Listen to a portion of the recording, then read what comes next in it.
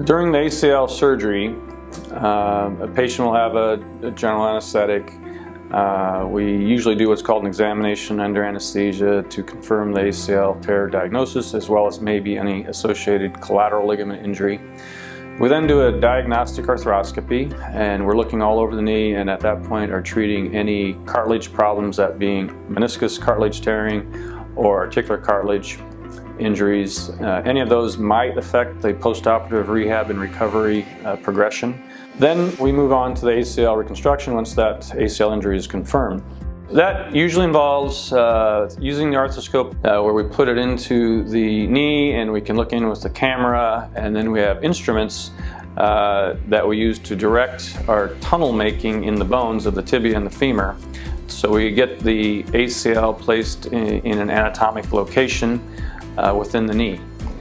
And then within those tunnels we place a graft. It's usually some type of a tendon graft. We might have what we call autografts, which means it comes from the patient's same knee, or some doctors might harvest from the opposite knee.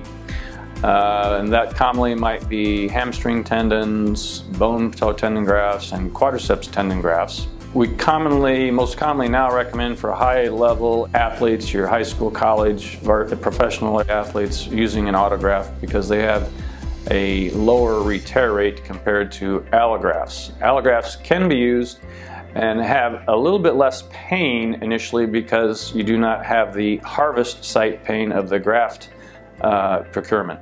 Allografts still work well in the maybe less vigorously active athlete.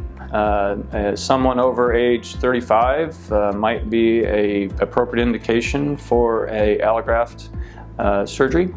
The allograft would allow a busy person probably to return to work a little sooner because it's, again, a little bit less pain in the short run. Different grafts might be indicated for different purposes, and surgeon preference has a high impact on which grafts might be utilized as well. It is usually done as an outpatient. We usually put people in a leg brace, and they'll be on crutches for as long as needed. If there's no meniscal work or cartilage work or collateral ligament surgery, patients can usually be allowed weight bearing as tolerated. But as part of the pain management, we usually provide crutches and the brace. We start moving the knee right away the next day or even the day of surgery if the patient wants.